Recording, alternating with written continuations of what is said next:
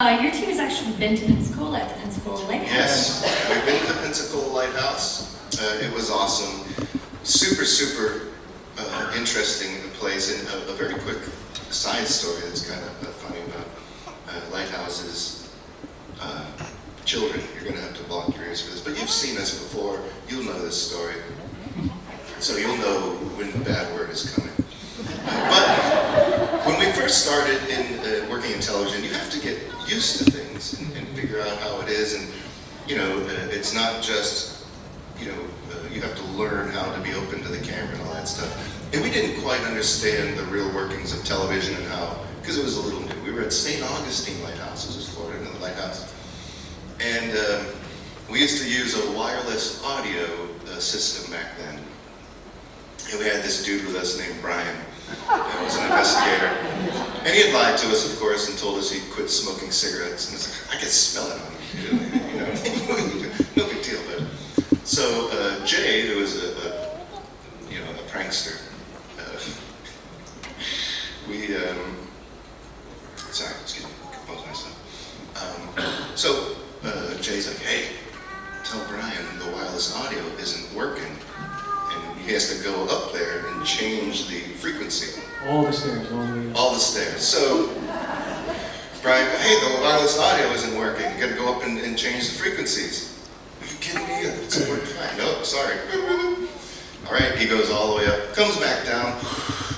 All right, got it. This is all the way up a lighthouse.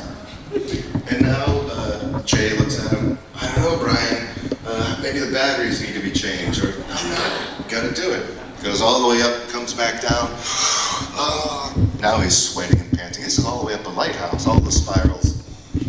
And so now, again, he comes back down, and Jay again, Brian, I don't know, but we really need this audio. He can barely stand up now. Goes all the way up, comes back down, and he's sweating. And now I look up, and I was like, I don't know, Brian. And I look behind him, and I see our sound guy and camera guy going, don't fucking do it, don't. Because they have to follow him every single time.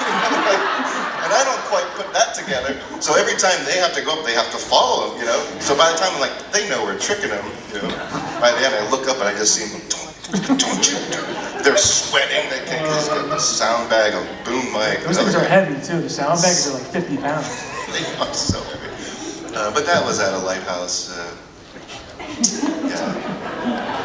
Anyway, sorry. So, speaking of locations, how do you choose locations? How do you hear about them? For instance, this building itself has been considered haunted before. See, I've heard that from people, from locals. So that's one way we find out.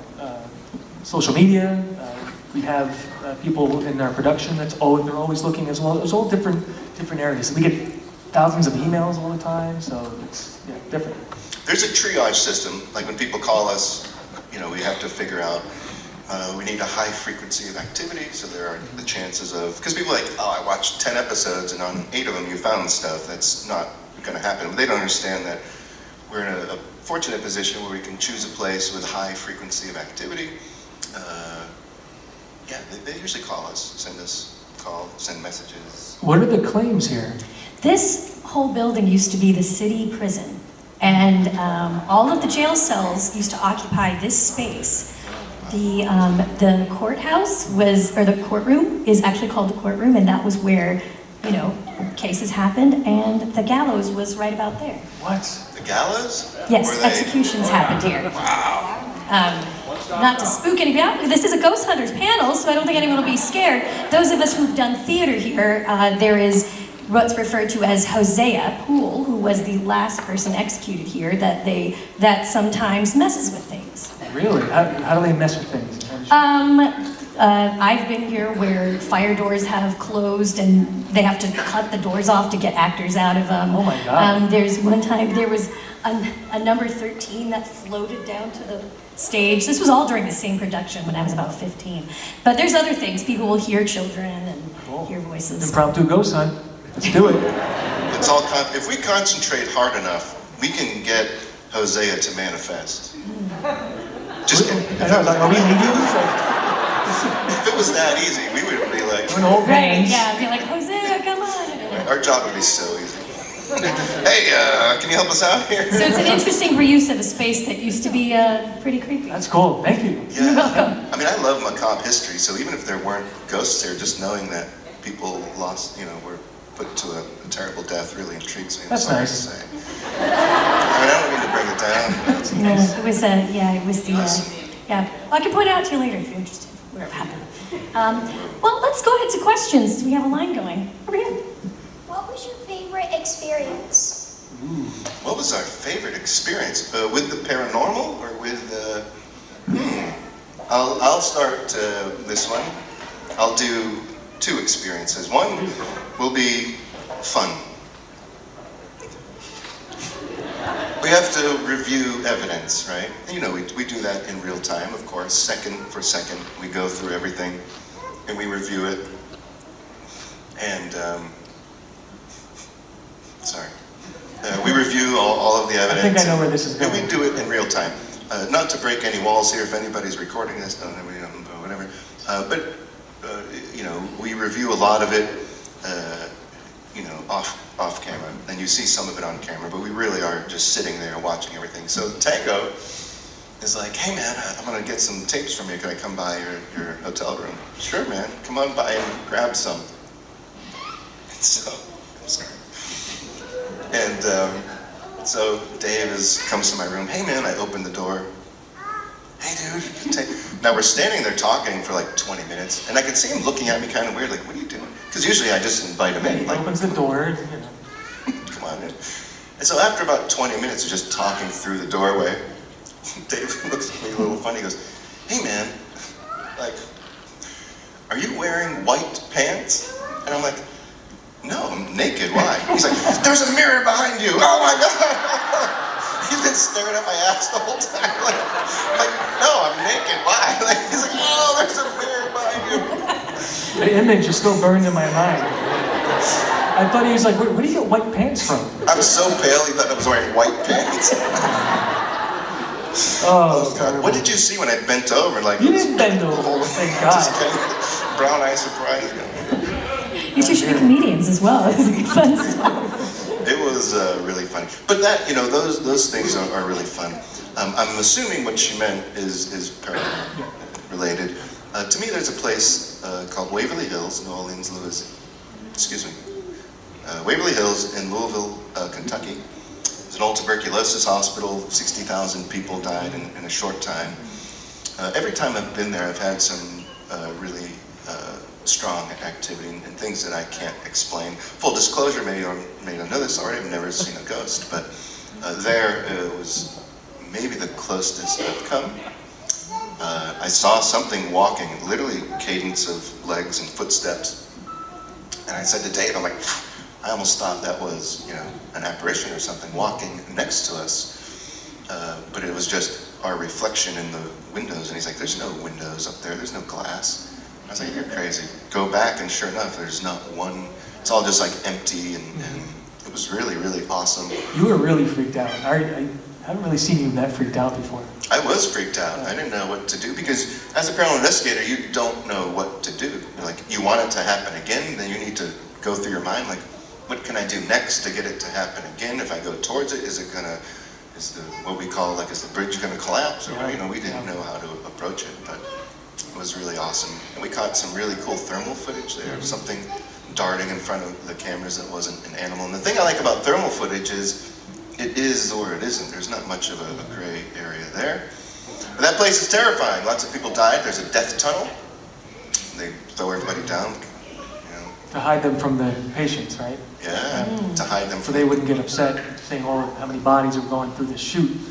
Very sad. Very sad. They're just sitting there like, is that me? Am I next? What's going on? Speaking of sad, is it ever challenging, emotionally, to do the work that you do?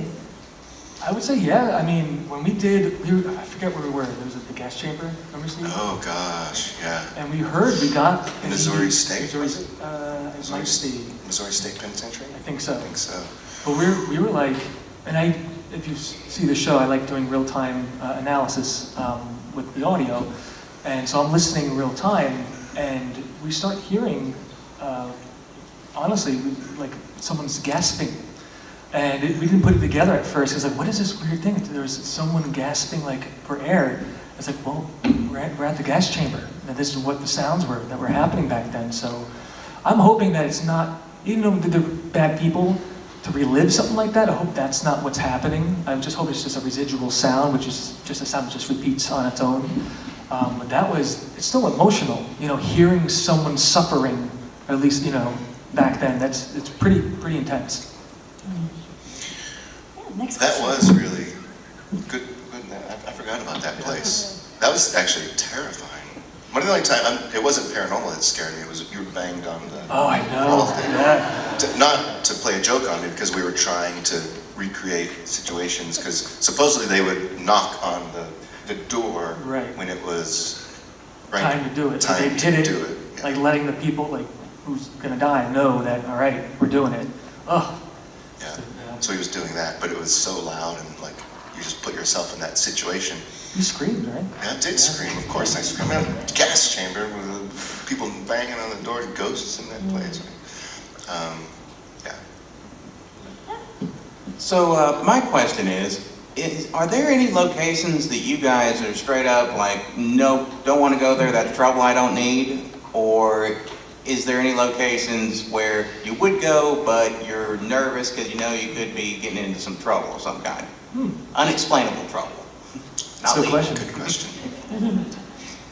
I mean, there are some places that might be sketchy, like physical people and things that we don't want to get, mess around with animals. We've dealt with animals before. Danger. There have been vagrants. We were doing a live show once, and there were cops there, and they were trying to clear the area. It was the Buffalo Central Terminal, because it's such a humongous area, and they've heard rumors that there are vagrants down there. And the owner of the place actually went downstairs to do something, to get something from like some lower area, and he comes back, and his hand is all bloodied and mangled, and he got attacked by a vagrant. So that kind of stuff, like, I don't want to deal with, but There's a lot of that. We've been chased with frying pans. We've had guns pulled on us. We found, squatters in buildings, which is fine, but, they were not there to be nice to us. It isn't fine, because you can have contamination, so we get them out, but, yeah, a lot of danger with the living, more so than ghosts. Ghosts are never going to hurt you, at least not in my experience. It's not like you see in some things where people get possessed, and then somehow, again, the next week, and that sort of thing. And, there could be some, instilling fear into people that they're going to come across that quite often, and it's probably not likely. So the living is a little more dangerous.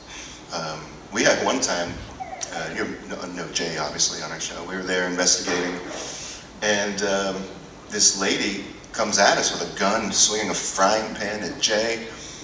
She had forgot somehow that she called us to investigate, and was like, "What are you doing here?"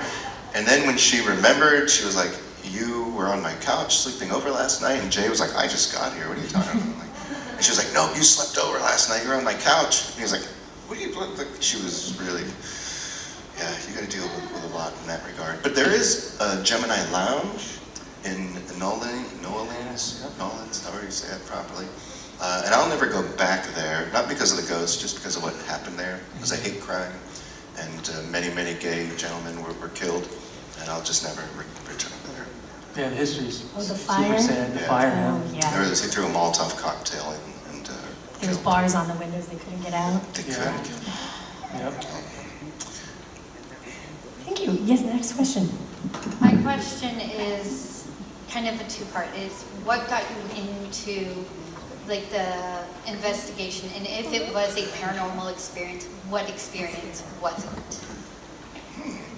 For me, it was just basically the movie The Entity. Yeah. I saw that, and it freaked me out. And I met Barbara Hershey many years later, and she was like, "I love your show." This and that. I'm like, "You did this to me. Like, you're the whole reason." Like, Oh yeah, that's right. yeah. Oh, She was wow, like, that's so cool. Yep. Huh.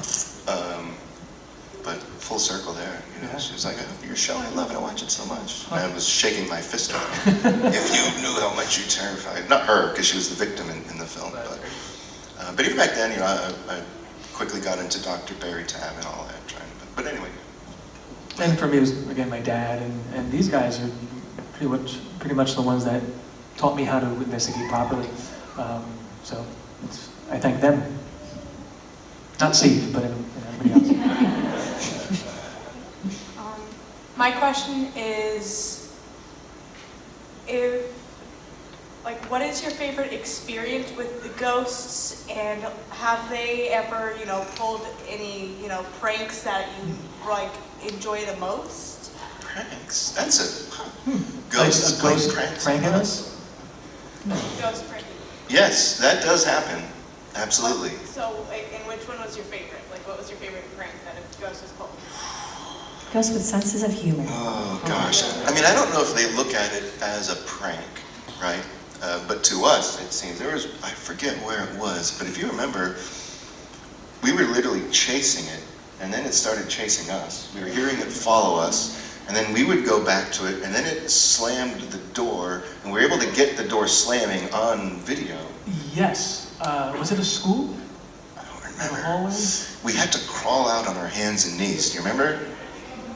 We crawled out of the building on our hands and knees. I don't quite remember why. But we did. It was like a fort or something. I'm Was sorry. it when we were there was a hallway and you ran because of spiders? No, that's every episode. And you basically teleported? Yeah, I did teleport. Those little son of a guns. And I say this all the time, so those of you who have heard me before, I apologize, but the statement is so true. People say to me all the time, why are you so afraid of spiders? They're so much smaller than you. You'd have nothing to worry about. Look how small they are. They're so much smaller than you. And I always have the same reaction. So are grenades, asshole. Let me throw one your way and see what you start doing. They're so much smaller than you. Oh, yeah? So is that. There was a lightning strike and the hotel caught on fire. And it's being evacuated, and it's a small town, right? And there's two funny parts to that story. The first funny part is, it's such a small town that the one person who could, the only person in the whole city that knew how to work the ladder truck in the fire department was on vacation. So they couldn't use the ladder truck, so they'd take a small ladder and put it up, climb, and go this way, put it up on another balcony, climb. They did that for an hour to get up to the top because they couldn't use the fire truck or the ladder truck. But the funny part is, you know who Dustin Perry is, investigates with, and he was on that investigation. Everybody is evacuated, smoke is billowing out, and we're like, where's Dustin? This is crazy. And we just see someone going like this to smoke, and he comes walking out naked. With just a hat on, an upside down hat, and he comes out, what's going on? And I'm just thinking of that thought process. He's frantic in his room. Shoes, fuck it. Shirt, don't need it. Hat. Upside down? Upside down. What's his thought process? Shirt, no, gotta have this. This is not a kid's show. Everyone else is in pajamas, robes and stuff. Dustin comes out without a shirt. Naked. Naked. Shirt. And he thought we were the weird. What are you guys looking at? What? You're naked with a hat on, like everybody out here is looking blurry. I love Dustin.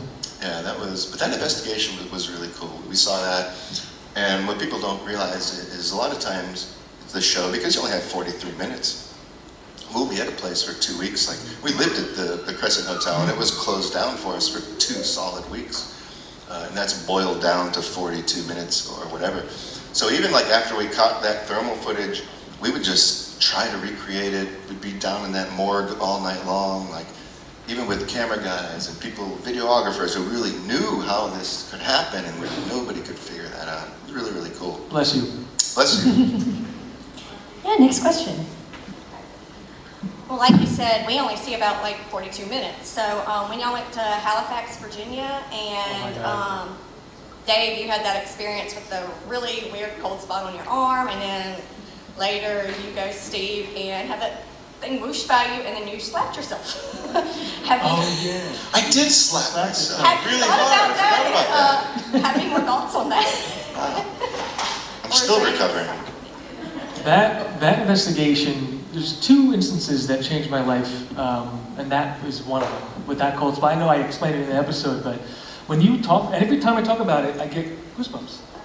I can see them. They really are. Every real. time I talk about it, because it's, I don't know. I mean, how do you explain it? I never knew that cold spots, I never had a cold spot experience until that, but I never knew that it actually has physical properties to it. I just thought, okay, well, you know, the absence of heat, it's just gonna be a really cold spot. No, this thing felt like, and it sounds weird, like a bowl full of Jell-O swarming around my hand. Again, I don't know. It's just really strange. But what's interesting about that is that I got emotional, and that's when you know that something that shouldn't happen happens, because your body and brain is trying to make sense of something that it can't. And then it just overreacts and gets crazy. I had to sit down, you know, it was... You're crying. I was. We were both crying. You got we were both crying. Yeah. Tears. The camera guys like, you guys okay? We're bawling. This is awesome. That to me, at least, is proof of something else, whether it's a ghost or what. There's something else going on that science right now cannot fully explain. And that's why we do this. We want to try to figure out these patterns. Why are we doing this? And that's it. But anyway. Is that also where we did some role-playing and we implemented a trigger object? Remember with the sword, about the sword? Isn't that Halifax? That was in Virginia. Okay. That was at the house, yeah, but it wasn't, Okay. that wasn't. That was a different, okay. Sorry. You have a lot of episodes in your show, hundreds, in fact. How do you keep track of all of that? Yeah. We don't, obviously. We don't, yeah, obviously we don't. There are some things that, you know, but I hate to say it, it sounds so rude and like we're not grateful, but they all sort of run together, you know, because for 20 years we've done one a week, you know, Yeah. and they all melt together. Unless it's like a place where it really stands out or you make an emotional connection with somebody there, like, I'm forgetting his name, wasn't that close of a connection, sorry. But, you know, you become friends with some of the clients and stuff, and We get their gamer tag sometimes, play video games with them. You know. oh, that was where you became a vegetarian? That was, I became a vegetarian because it was a case, and met a pig. They had a farm in the back. I didn't know that this was going to happen. I always loved eating meat and everything, and just... He put me on an all-meat diet. I did. It's true. That's how I lost 70 pounds. And it's not like it was that prolific. It wasn't like this amazing thing that I saw, but to me it was. This pig, his name was Momo. And I was just checking on the barn before we left. I love animals, and I went back there, and he got up from his little sty. He's a bigger guy, and he got so happy to see me. Like he was so lonely, and his little tail was wiggling, and just like that moment, I'm like, I can't eat you anymore. I can't do it, you know. And it was just pork and, you know, ham and all that. And then I started doing research, and for me personally, I couldn't do it. The chicken, anything, it just started going off. But I'm pretty sure I ate his cousin yesterday. Maybe. Yeah, I saw you. Momo, you in there? I'm sorry. It was very sweet though. They sent me he passed away, and it was very sad. Momo did? Yeah. I didn't know that. Yeah. They sent me his hoof prints that they did at the vet. Yeah. You didn't tell me that. No, that's really awesome. What was that guy's name? He was in the military. Yeah. That was a case when we truly, like, you think you help people as a paranormal investigator, like, they were ecstatic, sending us messages, like, we can live in our house again, you don't know what this, because they were living, he had PTSD from military, and all the paranormal stuff that was happening was really intense for him, so they weren't even living in their house, they were living in a trailer on their property, because he wouldn't go into the house. And we literally were able to give them their home back. He was like, yeah, what was his name? Do you remember? He did get his gamer tag, play Xbox. To find it. Yeah, Momo was a sweet animal. I got a question though. If we're not supposed to eat animals, why are they made out of meat? Is that a joke? Okay. Yeah. You know what actually was told to me once, and you'll remember this. This was actually a very poignant moment. As I was speaking to a vegan gentleman. Do you remember this? And he was actually a super nice fellow. And he didn't mean this arrogantly or condescending. He literally just put a seed into my brain. We're talking about animals and how much I love them. And he's like, you love animals? I'm like, yeah. He's like, so do I. And he's like, you love animals? I'm like, I love animals. He's like, but you eat them. He's like, how do you explain that? And I was just like, how do I? How can I love that? I wouldn't eat my mom. You know, like, I love her. Like, right? How do you reconcile that? So, next question. I'm joking. Do we change any minds? It's interesting to hear, what I'm kind of hearing, the theme is that you learn a lot while you're on these these projects where either you're learning from the people you meet or things that you don't expect that seem to have an impact on you. Right. And I think probably the viewers feel the same way when they're watching the shows. Something resonates. I'm sure all of you have some favorite episode that you watch or something that you just can't forget. So that's really powerful that you have that impact. I admire the discipline. Absolutely. What? Of people who can be so disciplined. Oh, I see. I Gotcha. admire discipline. Hi guys. I have a sarcastic question and a real question. When y'all say shh, do you hear that and y'all keep talking? Do y'all ever, is that just for entertainment purposes or y'all just can't stop?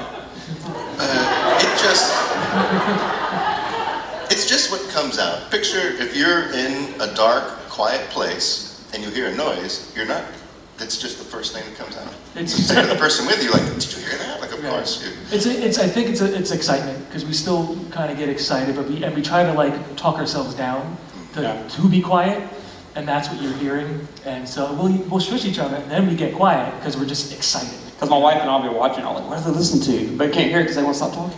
Yeah, at times it's unfortunate, but yeah, so it's just, we're human, we get excited when these things happen because it's not every day it happens. The editors would like it much more if we didn't do that, quite honestly. Because they do sometimes be like, this whole scene is like, in TV world, like muddy or unusable because the audience will literally have no idea what's happening. You can't just talk over each other like. And some of the things we talk about sometimes, we'll catch an EVP and it's like, we're talking about Star Wars or something. It's like, like, are they going to get around that one? All right, You guys can't be talking. My second question is, have y'all ever had an experience that you can't forget? Like when I was younger, a lady died in a fire in a house my parents' friends lived in, and I walked up the stairs. We were picking on her because we were like 13, 14 years old. We didn't care about all that stuff, right? And I had a cinder block thrown at me, but nobody was in the attic, up in the room, because they had a room over there. Have y'all had anything like that happen to y'all? And if you should, if that does happen, get the hell out, right? You had a cinder block thrown at you? I had a cinder block thrown at me. Yeah, I'll never forget that day. And what was the question after that? Like, If you had Have you any had sort of experience strange like that? experience like that where something you couldn't explain that, has been thrown at us? or Yeah, for sure. We've had moving objects and things. We've caught a few things on video, never like propelling. A cinder block would be crazy. That's a lot of energy. That's a lot of energy, a heavy weight. Well, I figured since she died in a fire, and she was a mean lady anyways, from what I've heard. You kind of like she belonged there or something. Okay. Kind of like destiny. So that's what I was trying to feel. And as we was picking on her, like we're like dogging her because we're just being teenagers. And they told me to go up there and get something. All of a sudden, the cinder block came through the wall, big hole and everything. I was like, nope. Wow. Did you check for like actual people anyway? Yeah, all the people are down playing some card game. Okay. And all the kids were outside. I was the only one up there, going up there. So yeah. That must have been terrifying. Like you're Oh yeah, don't forget it, man. It's up in the head. I've never experienced anything close to that. Well, go to White Plains, Georgia, you might. Well, listen, we try. We ask for it to happen. Not that we want to be hurt, but sometimes you have to kind of dare them a little bit. Like you won't do it. It's a technique. It's a last resort technique, but we have used it, and we've gotten things out of that. Yeah. Yeah. That's Yeah, cool. I'm jealous. Of course. Yeah. That sounds really really spooky. Hey, have one more question. Are there any locations you guys would really, really love to go to but have not yet been able to for logistics, permission, what have you reasons? many places. Yeah. Sometimes it's logistics. Sometimes different things happen. We've tried to get into Disney, quite honestly, and they've actually reached out to us in some capacity, but then it gets through some red tape, and we almost did the White House at one point. That would have been really cool. They wanted us to do, it was a strange thing, the network wanted us to investigate where 9/11 happened took place, we declined that. Which, to be honest, would have been really awesome if we. Can you imagine if we, all of a sudden somebody hears the voice of a loved one for the last time? That could be quite an awesome experience for them. But we felt that it would just be way too much disrespect. Do not want to open up any wounds that have since closed for families. Yeah, and there's even been times like one time, if you remember, we used an axe that was used to kill a person as a trigger object and we're holding it and we just stopped and looked at each other and was like, what are we doing? Can you imagine being this ghost spirit, whatever you want to call it, human personality, and it's almost like mocking them, like, look what I have, the weapon and we put it down, we're not doing it. We went up to the producer, cut all that out, we're not, that's, and it wasn't not like it was their idea, it was our idea. It was a trigger object that made sense at that moment, and then we thought about it. It's like if this person truly, this victim truly is still here that they see, why would they even come up to us if we had an axe? We can't do that. We have to respect. And if they did, it would be like, can you imagine they see that? Like that's the weapon that killed. Like that's that it was just we felt dirty. Right? It wasn't worth having a paranormal experience. Right. So, but places, usually we're pretty good at getting into where, or if they call us, we've been able to do the Pentagon, investigate the Pentagon. We've had, obviously, Pentagon clearance. We all got Pentagon clearance. This is a true story. We investigated, the Pentagon, but during that time, we also investigated, that was weird to be in the Pentagon. Like, we're walking down hallways, and there's generals, and people like, who are these, and people, because we shouldn't be there, obviously. But we investigated Wright-Patterson Air Force Base. And UFO fans in here, alien and all that stuff. I don't know if you should say this. This is honest to God truth, I swear to you. You see a red dot on him, just let us know. So we get there. We're investigating, not investigating, we're doing our talking to people. And there were military police and people who actually knew the show and were excited. But then there are others who are you guys shouldn't be here. This is an Air Force base. What are you doing? And they had a meeting with us. They lined us up on this tarmac. And I am the whole production crew, and they were very serious. They said, there's a yellow line over there, and it was painted on tarmac. And they said, if you cross it, any of you, and he was like, I need you to understand how serious this is. We'll kill you. And this isn't a joke. You won't make it past, you will be killed. We will kill you. And we're telling you this because we will kill all of you. And we'll do it without thinking twice. And we were like, they're serious. And then he was like, you need to understand, the snipers out there, I was at lunch with them, and they'll kill me.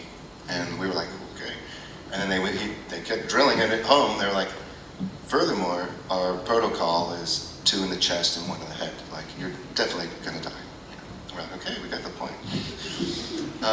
But then on the token, the other side of that, these other military police guys, maybe we shouldn't say this. Well, that's what I'm saying. Right, maybe. Well, we talked about it before, and we're still here. That's I let you say it. Kristen, come over here. So they were like, you got to come back and see this stuff, without these other people around, we'll get you guys in or whatever. And there was all these metal objects that they didn't know where they came from. They said they tried to burn them, trying to destroy them, trying to everything, nothing. And there are people, nobody is alive on planet Earth who can identify the properties of it, interwoven without using any structures of atoms or, not protons, atoms, and they just couldn't figure it out. That's cool and interesting. But what I was really excited about is they made us get rid of the cameras, the camera guys. This was a different day. And they're like, all right, you guys, me, Tango, Jason, Grant, and I think Amy Bruni or Chris Williams, one of them was with us. I don't remember who, I apologize. They brought us into this room and put all this stuff on us, this protective gear and these goggles. And there was a thing about the size of this table. And they're like, all right, you ready? We didn't really know what we were like. And we're in this room and they put these things on us and we just hear you'd think a laser, because it was a laser, you'd think a laser would make some awesome noise, But in the movies. Right, in the movie. Exactly, But it was just like a click. And then down at the other end of this room, this thing boom, just like blows apart, whatever it does, a hole through it, I don't really, and they literally looked at us and like, this will be on all of our fighter jets in 20 years. Like, we're gonna be the country that's just zapping things, like, and to them, what they really were excited about it sounds evil and villainous, but what they were really excited about is it's a way to destroy your target without any other civilian casualties. It can pinpoint one person on the ground. Oh, take that person out. They don't have to blow up a whole building or blow up a... And so that is quite, you know... Freaking laser beams. Wow. The things you learn. And I asked about everything else. What about the brown note? You heard about the brown note? Oh, yeah. The military, like, supposedly, like, come on, dude, get out of here. And then I threw a question out to them, and they got us out of that room really quick. And I was like, all right, this is all awesome and all, but the real question is, how far are we from lightsabers, you know? And they're like, get these guys out of here. Get these guys out of here. They're idiots, you know. Sorry. That was a long story, I'm sorry. I've heard similar stuff, so, you know, we do have an Air Force base just down the road. And then I know a gentleman, or a few people, or a woman, are here from like the Skinwalker Ranch show, and that's alien to stuff too. We have a buddy who worked on the Star Wars movies and all that stuff. His name's Tori. Does anybody know who John Zaffis is? He's known as the Haunted Collector, Ed and Lorraine Warren's nephew, a guy that we look up to and admire quite a bit. Awesome dude.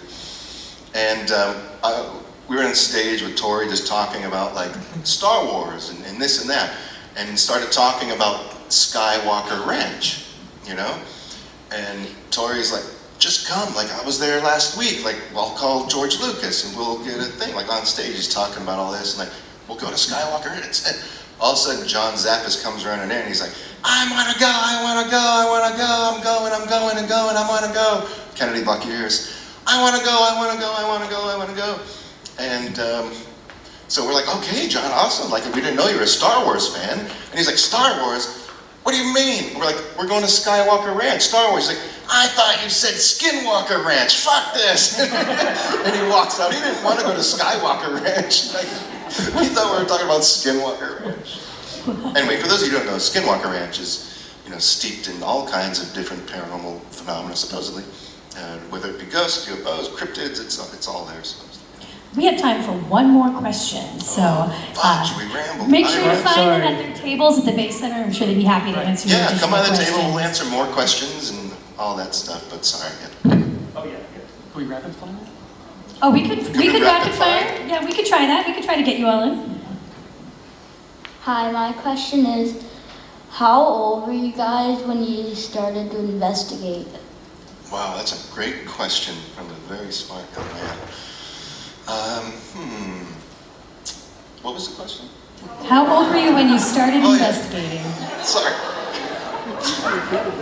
We had a long night last night. When I started investigating, like, you know, maybe 12, 13, 14, 15-ish. But when I started doing it really seriously, 16, 17, 18, around then. I was about 17, 18. All right, rapid Hey, fire. rapid fire. Rapid fire. Next. Just kidding. I know you had done the Mount Holly case before, Mount Holly prison. That Of was course, kinda in like a Jersey. hometown one. Yes, I'm from Jersey too. Yeah, Jersey. So, I thought I smelled something. Tango's from Jersey. do you have like a hometown investigation that you guys did, or In Jersey? no, like your hometown? In your own Yes. hometown? I'll Yeah. start. For me, Theodore's in Springfield, Massachusetts. The best food, the best desserts, and the best ghosts. And they have a real skeleton in there. They don't know where it came from. I think it came from UMass Medical School. That has nothing to do with it. Skeleton doesn't mean ghosts, but it's just a cool side note.